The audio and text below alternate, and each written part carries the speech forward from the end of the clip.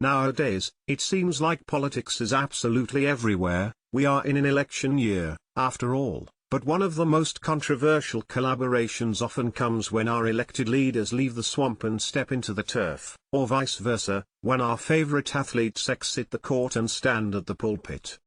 The mixing of sports and politics often causes a degree of controversy, and there is no shortage of debate on the subject.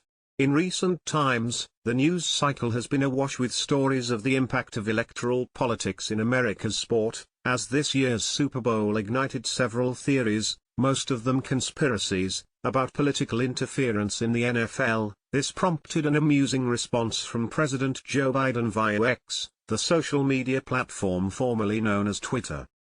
The politicization of competitive sports and athletes is not at all a novel phenomenon. Recency bias might make us more aware of athletes like Megan Rapinoe, Colin Kaepernick, and Lewis Hamilton, whose fights for equality in their sport have attracted both admiration and critique, to put it mildly. However, stadiums and the people who compete in them have long been the setting of social movements. In the US, during the height of the civil rights movement, athletes like Wilma Rudolph, Muhammad Ali and Kareem Abdul-Jabbar were frequently criticized for their commitment to fighting for African Americans. Tommie Smith's and John Carlos' Black Power salute at the 1968 Olympics, one of the most recognizable images of the 20th century, brought these protests into an international stage, at great personal and professional cost to the two track and field stars.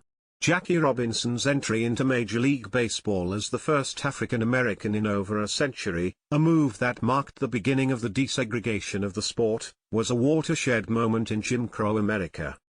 Additionally, sporting competitions have also been the site of protests on an international stage. Czechoslovak gymnast Vera Kozlowska turned her head away from the Soviet flag during a medal ceremony at the 1968 Games in protest of the USSR's invasion of her home country.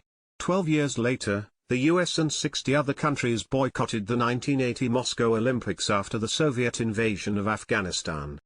Several famous athletes have also come to hold elected office. Actor and bodybuilder Arnold Schwarzenegger became governor of California, cricket star Imran Khan became Prime Minister of Pakistan, soccer player George Weah became President of Liberia, and that's only a few examples.